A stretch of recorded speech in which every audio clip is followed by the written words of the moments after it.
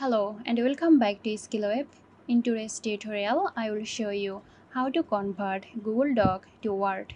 So let's get started the video. Open up your Google Docs document that you want to convert into Word.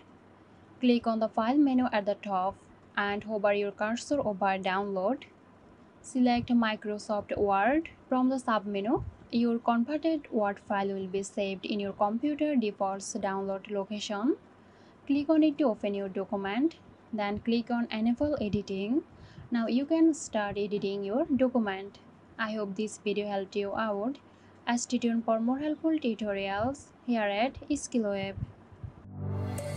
This video is sponsored by Zerosoft. Zerosoft offers graphic design, UI UX design, digital marketing and web development. Elevate your brand with Zerosoft today. For more details, check the description box.